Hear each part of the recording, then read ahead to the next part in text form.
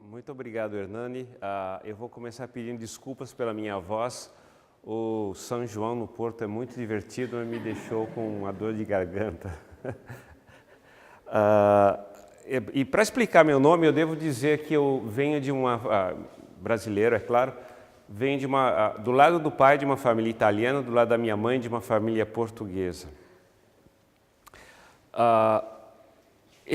O que nós tentamos fazer aqui nesses últimos 5 dias foi um esforço imenso de condensar 16 semanas de uma maneira compacta todo o processo de projeto, todo o processo de design, começando com entender os usuários, encontrar inspiração, fazer a síntese das informações, criar conceitos, fazer protótipos rápidos, tudo isso nós tentamos encontrar uma maneira de condensar. E eu peço desculpa aos participantes, porque eles trabalharam, provavelmente quando se inscreveram no curso não imaginavam que ia trabalhar tanto, né? Estão todos cansados, eu espero que tenham sido recompensados pela exposição a um material diferente, uma maneira diferente de pensar o design em saúde.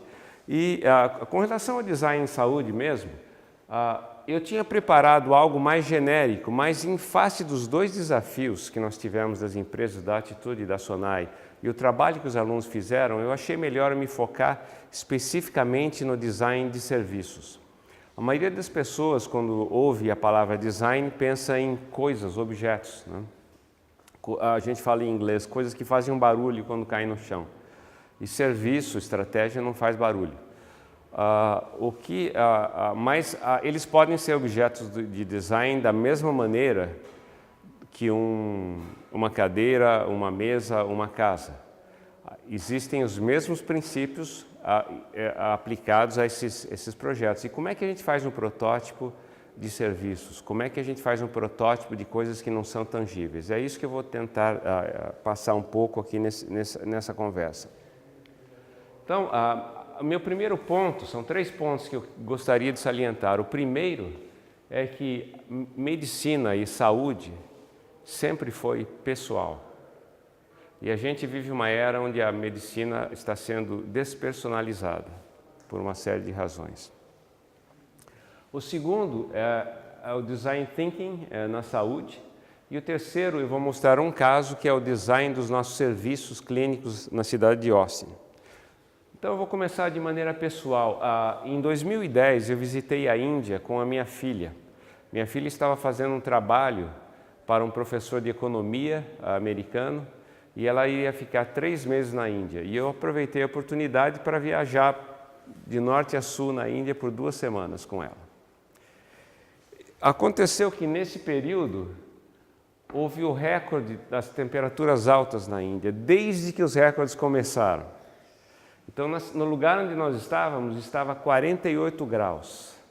Se vocês já experimentaram 48 graus, eu não preciso dizer o que é. Se não experimentaram, não tem maneira de eu explicar o que é 48 graus. É inacreditável.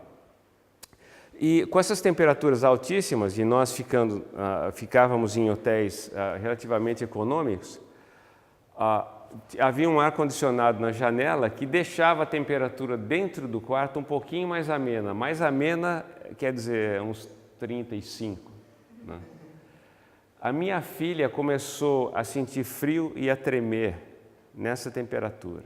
E eu entrei em pânico. Eu disse, ela adquiriu alguma doença tropical aqui e pode ser perigosa. Aí eu pedi para o pessoal do hotel chamar um médico.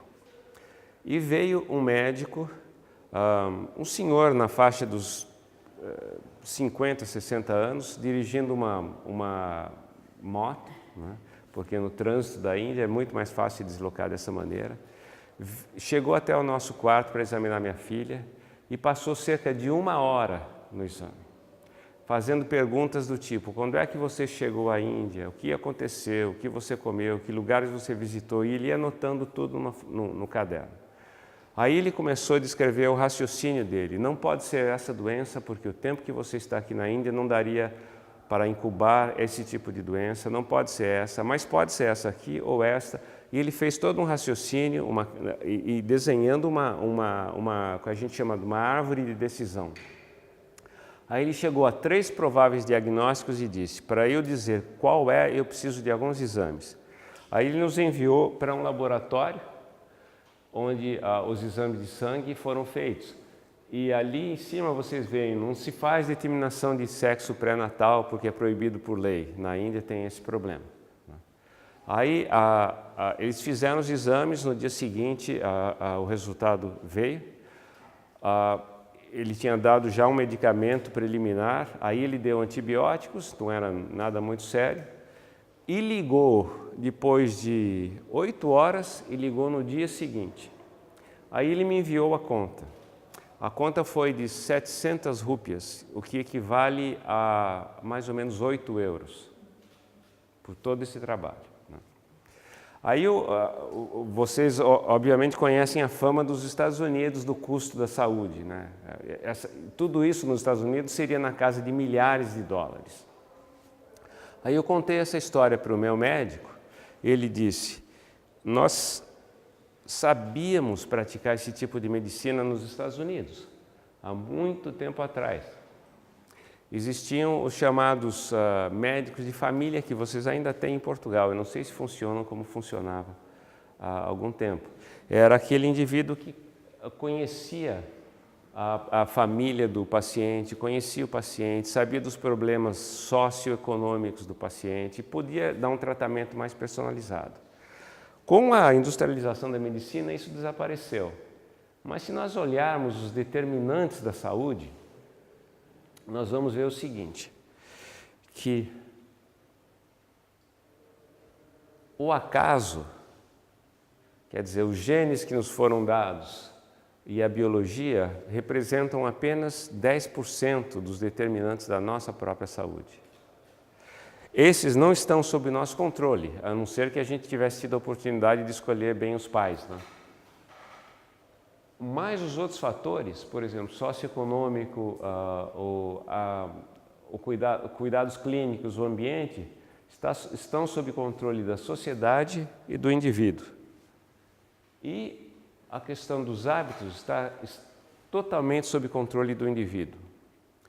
Então, se nós quisermos promover a saúde, a gente tem que promover toda essa área à volta que é controlável, né? E a ênfase hoje é muito na genética, eu vou falar um pouco sobre isso, mas não me parece ser o caso, porque a genética, a gente diz em inglês, a genética carrega a arma, né? E o ambiente puxa o gatilho. Então eu vou mostrar uma foto aqui. Essas duas mulheres são gêmeas idênticas. A da esquerda de vocês não é fumante e evitava o sol. A da direita é fumante e mora numa região muito ensolarada e provavelmente gostava de tomar sol.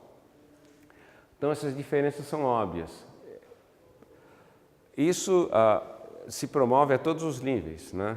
Dependendo dos nossos hábitos, há uma diferença em tudo, nos nossos órgãos, na psicologia, etc. Então a gente está tentando tirar ênfase dessa parte genética e colocar mais ênfase no ambiente e no comportamento individual. Eu trabalhei com um médico na região de Boston, que ele tem esse conceito de medicina fenotípica. Ele diz, quando você vai viajar, fazer um voo longo de avião, você entra na cabine e conversa com o piloto. E pergunta para que são os instrumentos. Aí o piloto vai explicar, olha, esse instrumento é o altímetro, esse aqui indica a altitude do avião, este aqui é a velocidade. Aí vocês se surpreenderiam se o piloto dissesse, a gente liga esses instrumentos no começo da viagem, faz a leitura e os desliga, e dali algumas horas a gente liga novamente e desliga, faz outra leitura, e na hora de aterrar talvez a gente ligue mais uma vez. Isso seria uma surpresa, porque não é isso que acontece, os instrumentos ficam ligados o tempo todo. Mas em medicina a gente faz isso, a gente tira um instantâneo da pessoa quando ela aparece no consultório médico. Fica meses sem ver aquela pessoa, quando ela aparece novamente, você tira um outro instantâneo. Aí você faz inferência sobre o que aconteceu naqueles meses que separam uma consulta da outra. Será que não existe uma maneira melhor de promover a saúde? Existe esse conceito de medicina personalizada, que agora, principalmente nos UI, está ganhando força. Na verdade, é um retorno às origens, né? É um retorno ao médico de família, munido de recursos tecnológicos mais poderosos. Então, eu vou falar um pouquinho agora sobre Design Thinking in Health. O processo de design é bem conhecido, talvez desde os anos 50, nos livros de design dos anos 50, design e engenharia, vocês vão ver em formas variadas algo sobre esse tema. Inspiração, como é que a gente consegue inspiração através de observação de pessoas, através de outros métodos. Como é que se criam ideias usando brainstorming e outros métodos. Como a gente faz iterações daqueles conceitos que nós criamos e como se comunica aquela ideia. A comunicação pode ser via um protótipo, um objeto, pode ser, no caso de serviços, via uma representação dos serviços. Mas, enfim, o processo básico permanece o mesmo. O que a grande novidade nos tempos relativamente recentes, e a empresa em que eu trabalhava, a IDEO, foi uma pioneira nessa área, é aplicar o Design Thinking a áreas que não são tradicionalmente consideradas objetos de design. Então, a saúde é uma delas, a área de finanças, todas as áreas de realização humana que não eram tradicionalmente consideradas objetos de design. Agora, por que isso é importante em saúde? Todo mundo conhece a pirâmide do Maslow, né? Na base da pirâmide são as necessidades fisiológicas, um pouco acima a segurança do corpo, a saúde e a propriedade. Na faixa amarela ali as necessidades sociais, na faixa cinza a autoestima e lá em cima são conceitos de nível mais elevado, como a criatividade, a solução de problemas, a espontaneidade, a autenticidade. Onde é que vocês acham que a saúde está atualmente? Que o sistema de saúde está? Eu diria que a maioria dos serviços de saúde está aqui, na base da pirâmide. Cuidando das necessidades do corpo somente. Num dia muito, muito bom, talvez aqui. Né? Cuidando um pouco mais da segurança. Ainda assim é duvidoso, porque a gente conhece histórias de horror, né? De gente que foi ao hospital e amputaram a perna errada. Mas alguns sistemas extremamente bons estão ali, com as necessidades sociais, com as amizades, a família. Mas para por aí. E eu acredito que as grandes oportunidades, tanto comerciais quanto as oportunidades para a sociedade, estão acima. Estão ali naqueles dois níveis mais elevados da pirâmide. Como é que a gente consegue fazer a saúde e atender essas necessidades? Então é a oportunidade de criar um sistema de saúde que colabore para a realização das ambições mais altas do ser humano. E atualmente a gente fala em saúde como sendo uma coisa e o bem-estar como sendo algo diferente. Então, quando se fala em saúde, a gente imagina hospitais, consultórios, tratamentos dentários. Quando se fala em bem-estar, a gente imagina esportes, desporto, né, em Portugal, ou yoga, ou essas disciplinas mais soft. Mas, na verdade, o que a gente está querendo promover é isso, esse contínuo de saúde e bem-estar, porque eles são indissociáveis na vida. Então, o que fizemos nos nossos hospitais? A DELMED é uma escola de medicina, é uma das primeiras escolas de medicina a serem fundadas nos Estados Unidos nos últimos 50 anos, porque o bom senso dizia, a escola de medicina a gente não funda, a gente só sustenta. Então, as escolas que existem no país são as tradicionais.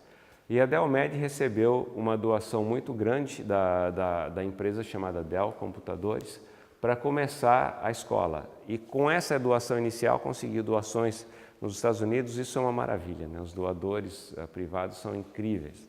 E a Dell conseguiu 250 milhões de dólares para começar a escola. Aí tudo começou do zero, o prédio da escola, a gente tinha praticamente uma carta branca para começar o serviço como nós gostaríamos de fazer.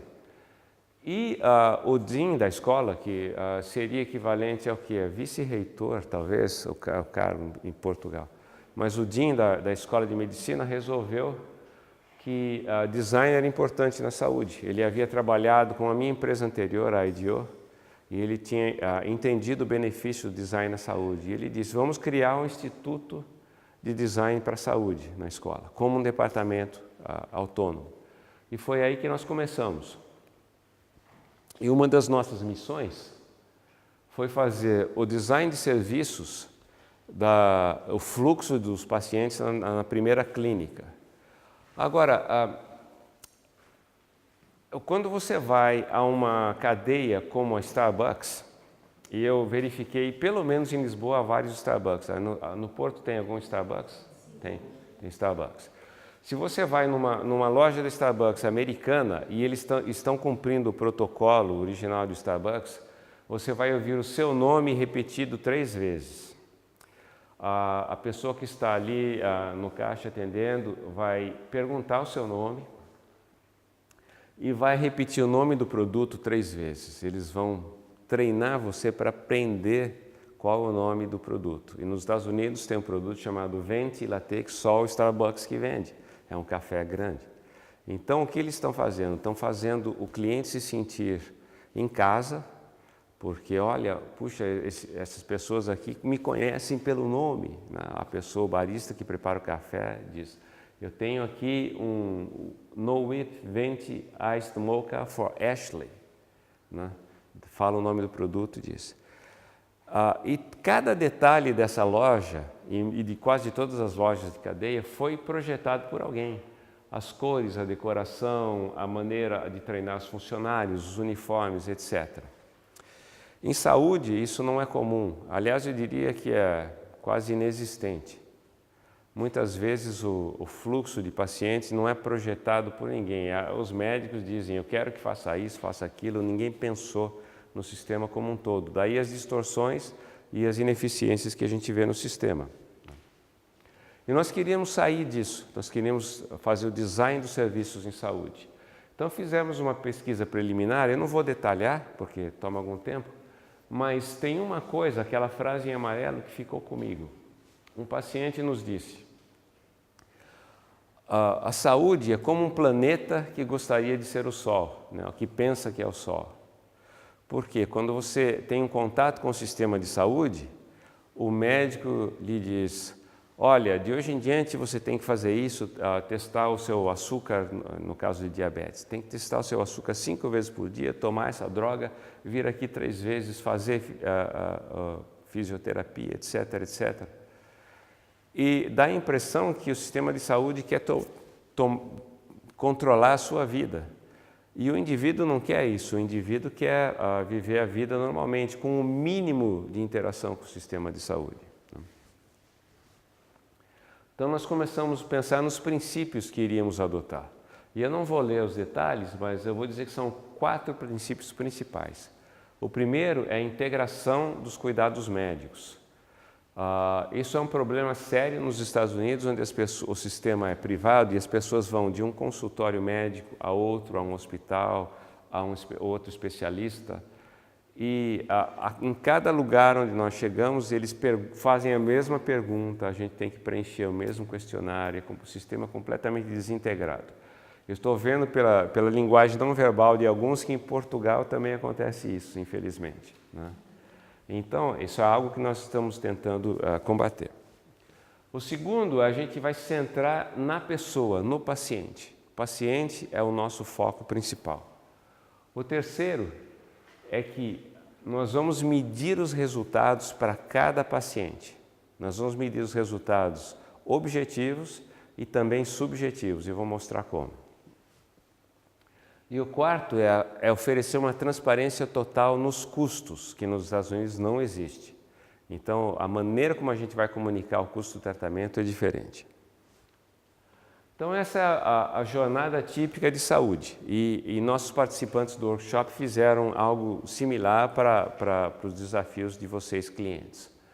Mas, geralmente, ela é composta desses blocos que são internos ao hospital, ou internos ao nosso serviço, à clínica, ao consultório. A gente não se preocupa muito com o que aconteceu com o paciente antes e o que irá acontecer depois, né? Então, uma jornada um pouquinho melhor seria essa aqui. Vamos entender como é que o paciente percebe os primeiros sintomas, como é que ele procura os nossos serviços, quais os critérios que ele usou para escolher o nosso serviço e não um outro serviço. E também fazer um acompanhamento depois que ele sai do nosso cuidado. Mas a gente pode ampliar isso mais ainda. A gente pode começar a interagir com o paciente antes mesmo dele ser um paciente, antes dessa pessoa ficar doente. E também podemos continuar interagindo com a pessoa após a recuperação, durante a vida dela. Mas criar isso somente e manter o sistema como ele é atualmente não é um grande benefício. A gente ampliou a jornada, mas a qualidade daqueles momentos não foi elevada substancialmente. Então, nós nos propusemos a fazer isso. A gente tem serviços que são essenciais, mas são pouco diferenciados. E existem serviços que são mais diferenciados. Será que nós conseguiríamos elevar alguns desses momentos a uma experiência diferenciada para o paciente, de maneira que o paciente tivesse aquele deleite no tratamento médico, que a gente tem algumas experiências como consumidores? Então, quando nós tivemos essas ideias, tudo muito bonito e tal, a gente tinha um trabalho à frente que era comunicar essa intenção para os médicos e enfermeiros e pessoal de saúde. E como é que nós vamos comunicar isso? A melhor maneira que nós encontramos de fazer é criar o que a gente chama de um protótipo experiencial, que significa a gente vai fingir que essa experiência já existe e filmar, criamos um vídeo onde a experiência é descrita, mas é tudo falso. A gente não tinha nem hospital ainda nessa época. Então, eu vou mostrar um resumo do vídeo para vocês, porque o vídeo completo é muito longo. Mas eu tenho ele aqui. Onde é que está?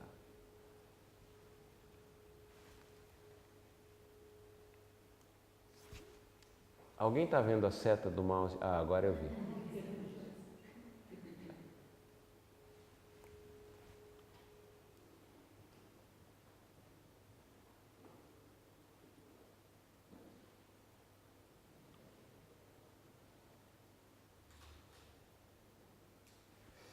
Ah, não tem som aqui. The day of my appointment, Uber came to pick me up. The driver dropped me off on the second floor of the garage. I checked in at a kiosk. After that, I was given an ID bracelet that they said was a key to my exam room and would help me find my way around the building.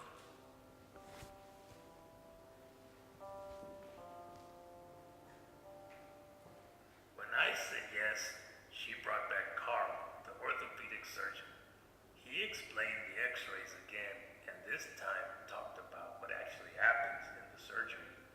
We decided together that the best option for my problem was surgery, but I wanted to talk with my daughter before deciding. It was a long day, but when I left, I knew that they had really put a lot of people together to meet with me on one day, in one place. Bom, nós fizemos esse vídeo em um fim de semana. Essa pessoa que é o paciente é pai de um dos meus colegas no Design Institute. Ele não é ator. Ele não tem essa voz. A voz dele é diferente. E os médicos alguns são médicos mesmo, e não existia clínica. A gente usou uma sala de aula e eu usei o Photoshop para criar essas telas todas no fundo. Então, a gente fez o quê? Uma simulação da experiência. Então, aqui, uma das lições é que, para a gente representar serviço, para fazer o design de serviço, a melhor maneira é tornar a experiência do serviço mais tangível, mais acessível às outras pessoas. E esse é o típico protótipo de serviços. Vamos voltar à apresentação, porque eu tenho outro vídeo aqui, que é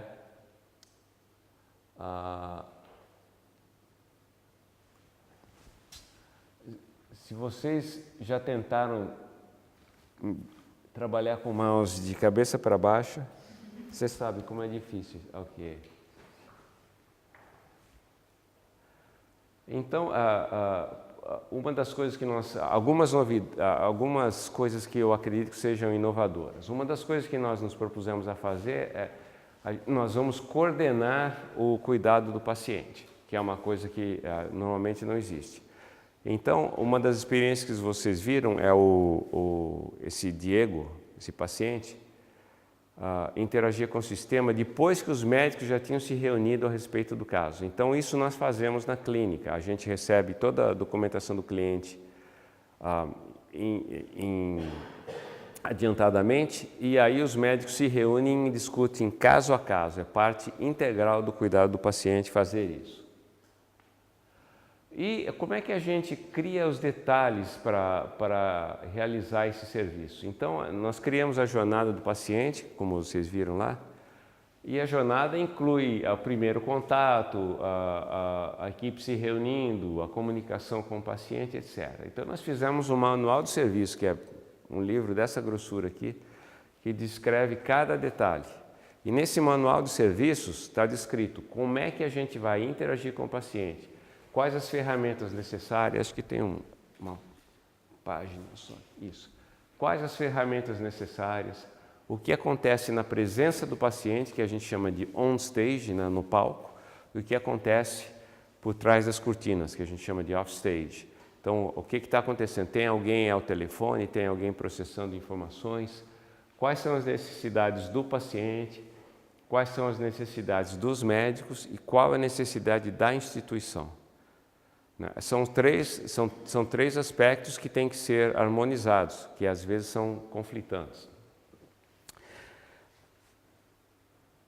Uma das coisas que nós decidimos implementar é que nós não temos sala de espera na clínica. A conversa começou assim: qual é o tamanho ideal com os arquitetos, né? Qual é o tamanho ideal da sala de espera? Quantos pacientes nós vamos atender? E os arquitetos têm uma fórmula para determinar qual o número de lugares na sala de espera, dependendo do fluxo de paciente. E aí nós perguntamos, por que tem que ter sala de espera? Por que a gente não... Restaurante não tem sala de espera.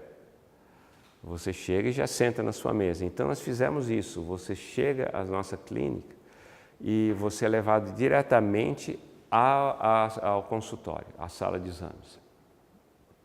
E você permanece nessa sala durante o tempo todo. E a tela na parede diz: bem-vindo, nome do paciente. E se o especialista vai demorar algum tempo para chegar na sala, digamos 10, 15 minutos, o paciente é encorajado a interagir com aquela tela e ter acesso aos próprios registros deles. Nós prometemos antes que nós iríamos ter transparência total. Nos Estados Unidos não é comum o paciente ter acesso às informações médicas de si próprio.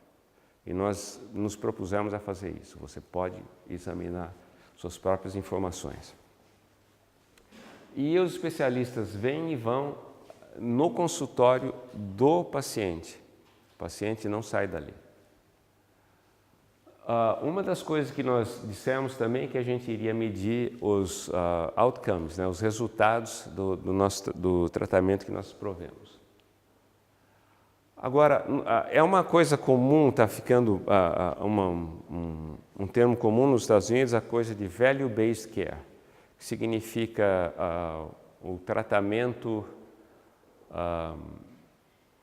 não tem uma boa tradução, um tratamento que traz valor para o paciente e para o sistema, né? E o value, essencialmente, é qual o resultado daquela terapia, daquele tratamento e o custo, né? Simples assim. Agora, o resultado é importante porque nós estamos, na Delmed, estabelecendo parcerias com empresas de seguro e com empresas grandes que querem segurar seus próprios funcionários, com base em pagamento pelo resultado, não pagamento por procedimento. Então, o sistema atual americano é um pouco perverso, porque ele encoraja os hospitais a criarem uma série de procedimentos desnecessários. Os hospitais não são malvados, alguns são, mas a maioria não é, a maioria é bem intencionada. Mas quando você incentiva alguma coisa, né, lei número 1 da economia, as pessoas respondem a incentivos. Quando o sistema ganha mais dinheiro, quanto mais interações você tem com o paciente, o que vai ser o resultado natural dessa dinâmica? Vai ser aumentar o número de interações com o paciente, né? E nós não queremos isso, nós queremos alinhar o pagamento com o resultado final para o paciente. Então nós criamos contratos onde a gente recebe um valor por paciente segurado todo mês, o seguro nos paga, e quando o paciente fica doente, a gente trata do paciente e cura o paciente. Então, nosso incentivo é para manter a pessoa saudável, né? E é um outro método adotado em outros contratos, que é um pagamento que a gente chama no pacote. Então, hoje nos Estados Unidos, se você tiver que, digamos, trocar um joelho, né, pôr um implante no joelho, você vai e tem uma conta que é o exame inicial, uma outra conta que é o raio-x, a outra conta que é a cirurgia, a outra conta que é a recuperação de cirurgia, isso tudo vai somando e é o custo do tratamento. Nós fizemos o seguinte, nós empacotamos tudo e a gente diz, o preço de trocar um joelho é X, né, de colocar um implante. E tanto faz se a gente conseguir fazer isso em 5 visitas ou em 50. Né? Então também há um incentivo para diminuir as complicações resultantes dessas operações. E na questão dos resultados finais, dos outcomes, o que interessa não é só o resultado objetivo. Há outras medidas, além das medidas objetivas, médicas, clínicas. As medidas objetivas são chamadas de capacidade, né? Medidas funcionais. Mas existe a questão do conforto. E o conforto é como é que eu reduzo o desconforto do paciente, como é que eu reduzo a dor e como é que eu reduzo as consequências emocionais daquela condição. E tem um outro fator que é chamado calma. Como é que eu reduzo as consequências psicológicas, físicas, emocionais do sistema de saúde? Certo? Porque o sistema de saúde induz ansiedade. O sistema de saúde causa dor emocional nas pessoas, não só a doença. Então, nós estamos desenvolvendo métodos de medir essas duas coisas. Eu não vou dizer que nós temos a receita, mas estamos tentando criar, via questionários após o tratamento, via acompanhamento dos pacientes, determinar esses fatores. A questão do custo. O meu dentista sabe quanto o tratamento irá custar antes do tratamento. Nos Estados Unidos, o sistema médico não sabe. Você chega ao hospital, eles nunca dizem quanto vai ser a conta. E acreditem, nos Estados Unidos sempre vai ser um choque a conta, porque os preços são astronômicos. Há casos rotineiros de pessoas que levam crianças na emergência, porque o filho teve uma crise de asma à noite e recebem contas de $10 mil. Né? Não é raro ouvir isso. Então, nós prometemos transparência nos preços. Nós dissemos, vamos comunicar em termos humanos o benefício e o custo do nosso cuidado dos pacientes. Como é que faremos isso? Uma das maneiras é o sistema de contas. Nós tentamos desenhar uma conta que seja muito clara e muito óbvia. Uma das coisas que o sistema americano faz é esconder os custos reais do paciente, porque a maioria das pessoas tem um seguro médico, seja ele privado, seja provido pelo governo, se a pessoa tem Medicare ou Medicaid. E você vai ao médico e tudo que você paga é $25, que é o chamado copay, né? O pagamento colateral. e você não sabe quanto é que custou aquilo. E nós dissemos, isso é errado, sabe por quê? Porque o paciente não se sensibiliza com o custo real da medicina. Eu gostaria de perguntar a vocês como é em Portugal. Quando eu preciso de uma cirurgia, eu vou e pago alguma coisa? Eu sei o custo total ou não? Pode ser sim. E particularmente no privado, sim. Discrimina o custo de cada parte da anestesia, cada tratamento, quanto é que forem consumíveis. Isso é bom, porque o que ocorre nos Estados Unidos é que o paciente se distanciou do custo real da medicina. Então, dá a impressão que medicina é uma coisa barata, porque eu vou e pago $25 só. Mas por trás daquilo tem milhares de dólares. Né? Então, nós criamos esse sistema, onde a conta é muito simples e é apresentada de uma forma assim, de jornada, o que vem pela frente e o que já passou. Então, isso dá uma ideia a vocês de como nós estamos tentando redesenhar o serviço de saúde. Eu gostaria de, mais uma vez, agradecer a vocês por me dar a honra de vir a essa belíssima cidade. E estou aberto a questões, se alguém quiser perguntar algo.